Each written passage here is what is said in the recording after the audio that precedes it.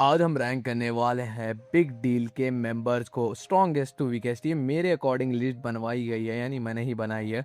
तो आपकी लिस्ट अलग हो सकती है, जो कि आप मुझे जो है कमेंट सेक्शन में ज़रूर से बता सकते हो। So let's begin the video. Number 9 पे मैंने रखा है ब्रैड को, जहाँ पे उसके ऊपर लाइट ही पड़ती है बिग डील वाले आर्क में, जहाँ पे हमें पता लगता है कि अगर जेक नहीं होता है बिग डील में तो यहाँ पे उसकी पोजीशन संभालता है ब्रैड। लेकिन यहाँ पे ब्रैड कुछ खास ज़्यादा ताकतवर है नहीं, अगर हम लोग उसे ओवरऑल देखा जाए तो। और यहाँ पे वो जो है कई सारे कैरेक्टर से लड़ने की कोशिश भी किया था Hunt for big deal arc में, लेकिन यहाँ पे वो मैंडियोक के हाथ बहुत बुरी तरीके से पिट गया था। तो यहाँ पे उस वो जो है मेरे अकॉर्डिंग यहाँ पे जितने कैरेक्टर्स हमने देखे हैं बिग डील में, जो कि इनका नाम बताया गया, उनमें से सबसे लोअर है, यानी 9th नंबर पे।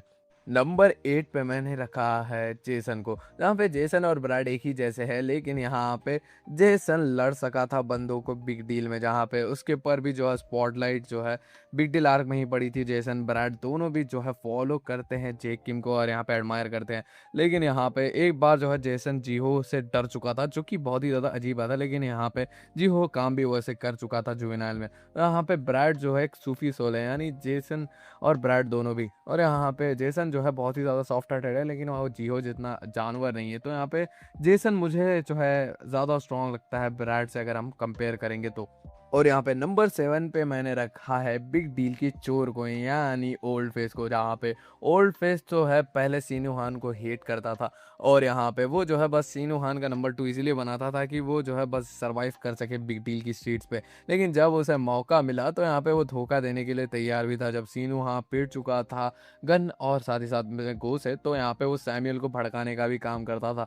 और यहाँ पे जब बिग डील में एम्बुश करके जेक जो है उसका लीडर बन चुका था, तब जाके वो जो है वर्कर के सेकेंड एफिलिएट में जॉइंट हो चुका था। लेकिन यहाँ पे एट द एंड जाके जो है उसने हेल्प की थी जेक की, शाइलोंग के बारे में बताया था, और यहाँ पे वीवी कुकीज़ और बाकी सारी चीज़ों के भी बारे में बताया था। और यहाँ पे कहीं ना कहीं जेक की उसने मदद की थी भी। लेकिन यहाँ पे है तो ये हराम का पिल्ला ही। तो यहाँ पे ये स्ट्रॉन्ग है जेसन ब्रैड से, अगर हम कंपेयर करेंगे तो। यहाँ पे मैंने इसे रखा है इसीलिए नंबर 7 पे।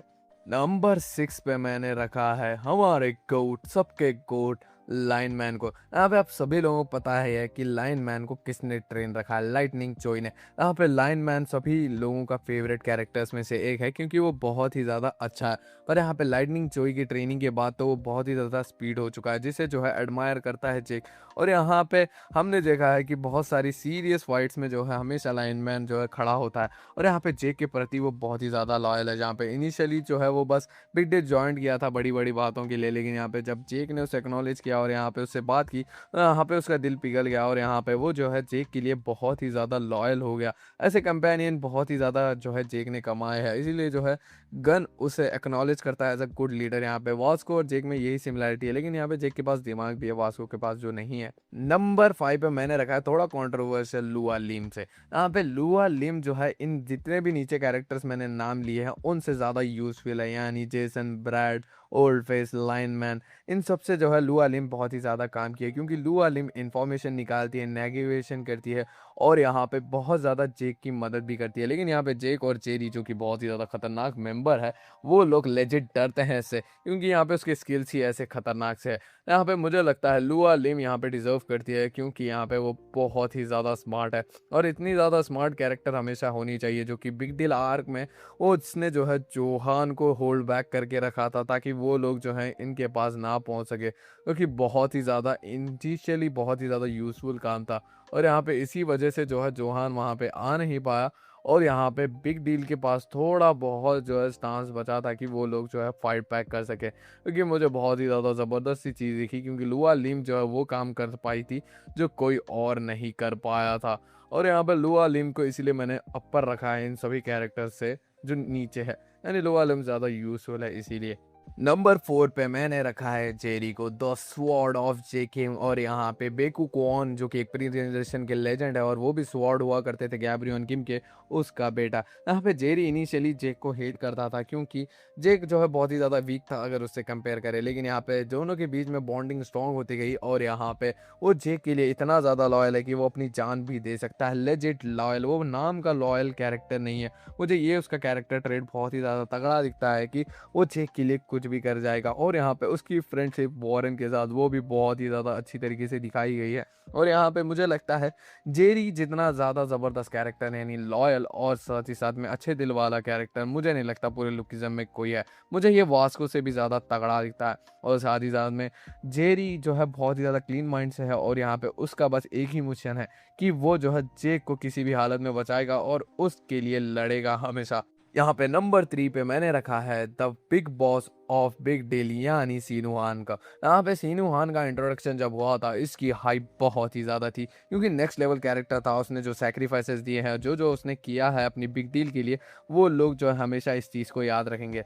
लेकिन यहाँ पे जैसे ही बिग डील के आर्स खत्म हुए यानी एफिलेट्स खत्म हुए, उसके बाद सीनू को सभी लोग भूल गए। सीनू ने बहुत ही ज़्यादा अच्छा काम किया था लेकिन यहाँ पे वो कुछ काम का नहीं रहा, जहाँ पे एट द एंड चार्ल्स जो है इन 4 मेजर क्रूज को डिस्ट्रॉय करना चाहता था और यहाँ पे जो पैसे उसने कमाए थे उसका जो है जेक ने इस्तेमाल किया। लेकिन यहाँ पे जेक के कैरेक्टर डेवलपमेंट में सबसे ज़्यादा इंपॉर्टेंट रोल अगर किसी का है तो वो सीनू हान का ही है। यहाँ पे सीनू हान ने उसे जो है गैंग में रिक्रूट नहीं किया होता तो यहाँ पे बहुत मुश्किल हो चुकी थी अगर प्रेजेंट के अगर हम सिनेरियोस को देखा जाए तो। यहाँ पे सीनू हान जो है ऊपर वाले दोनों कैरेक्टर्स से जब इंट्रोड्यूस हुआ था तो बहुत स्ट्रॉन्ग था, लेकिन अब वो उन दोनों से ज़्यादा स्ट्रॉन्ग नहीं है। यहाँ पे मैंने नंबर 2 पे रखा है बिग डील स्लैश वर्कर के आदमी सैमुअल स्यू को। जहाँ पे हमें पता ही है सैमुअल स्यू इनिशियली जो है जॉइंट किया था बिग डील को, लेकिन यहाँ पे उसने जो है जे किम के साथ जो भी उसका रिफ्ट था कि वो जो है उसका पापा है यहाँ पे गैब्रियन किम, और यहाँ पे वो जानता था कि गैब्रियन किम जो है उसका बाप है, लेकिन ऐसा कुछ है नहीं, जे किम उसका असली बेटा है।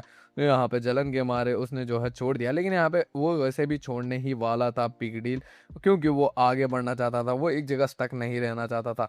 और यहाँ पे जब उसको पता चला कि जेक भी इसमें है तो यहाँ पे वो जो है इन सारी चीज़ों को एक बैड पर्सपेक्टिव से देखने लगा, जिसकी वजह से जो है उनके रिलेशनशिप खराब हुए और यहाँ पे सैमुअल और यहाँ पे जेक की लड़ाई हुई। लेकिन यहाँ पे मुझे नहीं लगता कि अगर अब सैमुअल जेक से लड़ेगा तो जीत पाएगा, लेकिन यहाँ पे सैमुअल बहुत ही ज़्यादा स्ट्रांग है। और यहाँ पे अगर हम बस ऐसे ही बात के लिए अगर बात करें कि जेक जो सैमुअल है वो क्या गैब्रियन किम के बच्चों को हरा पाएगा, बिल्कुल भी नहीं।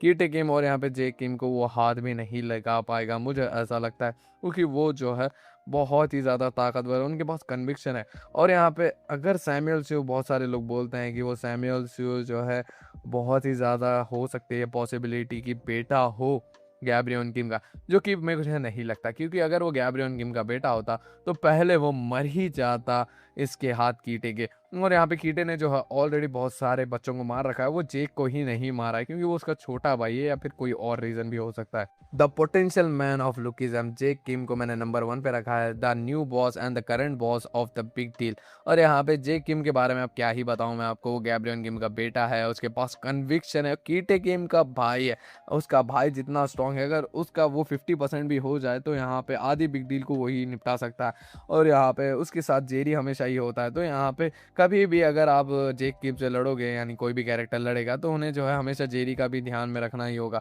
और यहाँ पे जेक के पास अगर उसने अपने पोटेंशियल को अनलॉक कर दिया, टैप्ड इन कर लिया, तो यहाँ पे गैब्रियन किम का बेटा कितना ज़्यादा स्ट्रांग होगा आप सोचिए। कीटे किम जो कि एक इलेजिटिमेट चाइल्ड है, यानी वो जो ऑफिशियल सन नहीं है, तो वो इतना ज़्यादा स्ट्रांग है, उसके पास जो है पूरे के पूरे ब्लैक फ्लैशेस मारता है वो सबको, और यहाँ पे कोई भी जो है उसे हरा नहीं पाता ऐसा लगता है अगर अब हम करंट चैप्टर्स में देखा जाए तो। यहाँ पे जेक किम जिस दिन पोटेंशियल अनलॉक करेगा तो यहाँ पे मुझे लगता है कि वो टॉप 5 में तो आ जाएगा लुकिज्म की, ये टॉप 10 में तो आ ही जाएगा। और यहाँ पे जिस दिन वो अनलॉक करेगा उस दिन lookism will not be same, क्योंकि जिस दिन वो ज्वाइन कर लेगा यानी अपने पोटेंशियल को, वो अपने भाई से लड़ने के लिए जाएगा। तो अगर अगर हम फुल सर्कल मूवमेंट को देखें तो इन दोनों की लड़ाई होगी। और यहाँ पे पहले मुझे लगता है कीटे जो है गन को हराएगा, जैसे प्री जनरेशन में भी हुआ था, अब सेकंड जनरेशन में वाले भी यानी फर्स्ट जनरेशन में भी होगा कि गन कीटे की लड़ाई होगी और यहाँ पे कीटे जीतेगा और यहाँ पे कीटे को हराएगा उसके पापा का असली बेटा और यहाँ पे सबसे स्ट्रांग बेटा जेक किम। और यहाँ पे जेक किम जो है बिग डील का सबसे स्ट्रांगेस्ट बंदा, ये तो हम सबको ही पता है। ये थी मेरी लिस्ट। यहाँ पे मेरे लिए जो है जेक बहुत ही ज़्यादा स्ट्रॉन्ग कैरेक्टर है अगर कंपेयर करें पूरे लुकिज्म में, जहाँ पे मैं जो है सर बहुत ही ज़्यादा फेवरेटिज्म रखता हूँ उसको, उसके बड़े भाई और साथ ही साथ में गैब्रियन किम के लिए जो भी उनके पास पोटेंशियल है वो अभी तक अनलॉक नहीं किया है। ये तो मेरी लिस्ट थी, थोड़ी सी बायस मैं कहूँगा इसे, लेकिन फिर भी जेक नंबर 1 पे ही आ जाएगा। तो यहाँ पे आपकी लिस्ट मुझे कमेंट सेक्शन में ज़रूर से बताना। मिलते हैं आपसे किसी और वीडियो में। Tell then take it, episode video को लाइक कर दो, चैनल को सब्सक्राइब।